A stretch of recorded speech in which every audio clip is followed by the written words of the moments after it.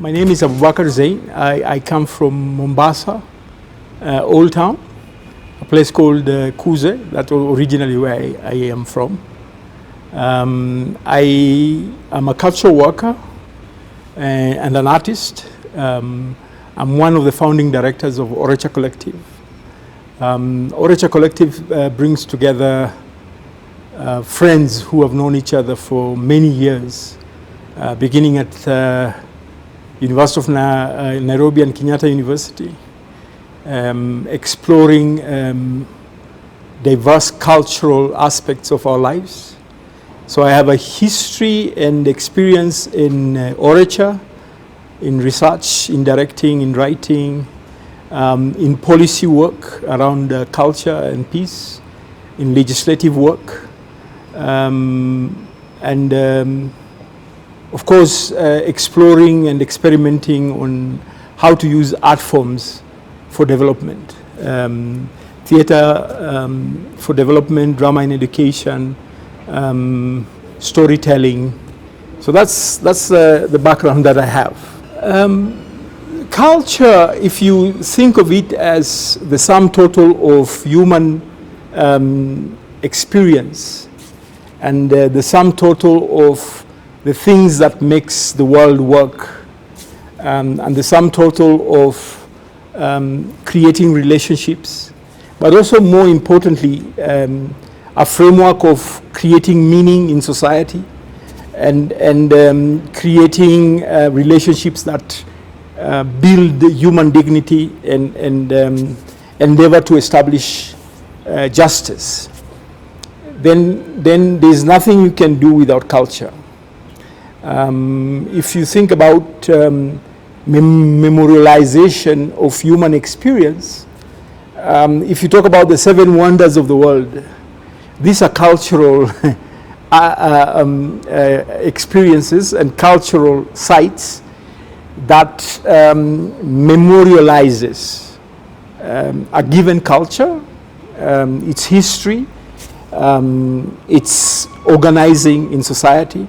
So culture gives us not only ways of understanding meaning in society and creating meaning, but also in creating relationships between people, between groups, between organizing principles in all other spheres of life, economics, science, politics.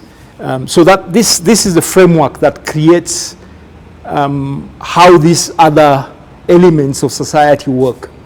So the sense of being and the sense of who you are, identifying your identity, but also transmitting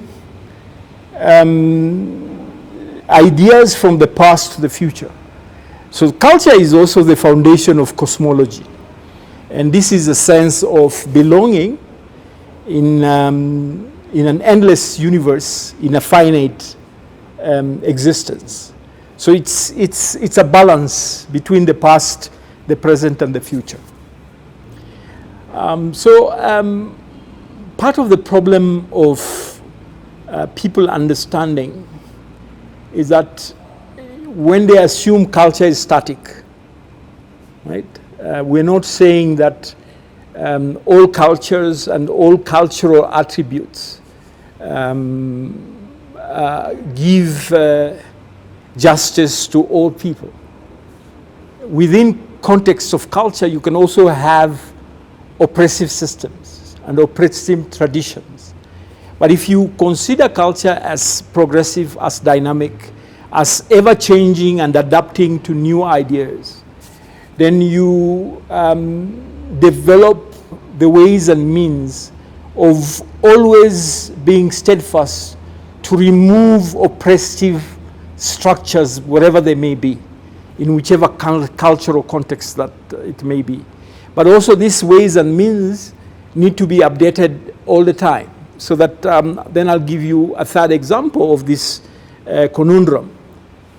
When we were making the Constitution, I was a member of the Constitution, the Kenya Constitution Review Commission, CKRC.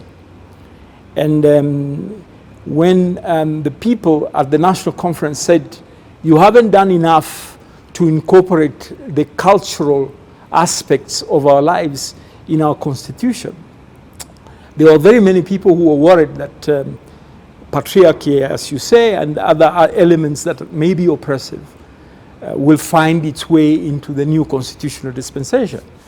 But we quickly agreed to put a mechanism that is overarching the constitution, and part of it is embedded in the chapter on the Bill of Rights, which says that any cultural aspect, tradition, custom that is not compatible with this constitution is null and void. So within the Constitution of Kenya framework, already we have embedded in the constitution a mechanism that then automatically outlaws any oppressive culture to any person, to a person with disability, on the basis of gender, on basis of ethnicity, on basis of how someone looks like, or on the basis of previous cultural components that are retrogressive, if you like. So there is checks and balances within our constitutional framework. And one of the advantages of bringing culture within the legislative framework is being able to put balance and checks and limits.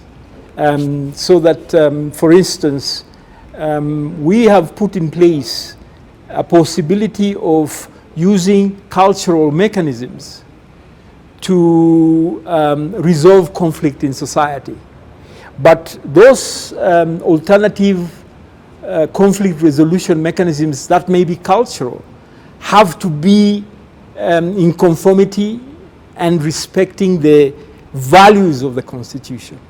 So non-discrimination, non-oppression, and all the other rights that are accruing to Kenyans and all persons who are within the jurisdiction of our country, then find the benefits both of culture, but also the protection from negative aspects of some of the cultural attributes of different communities.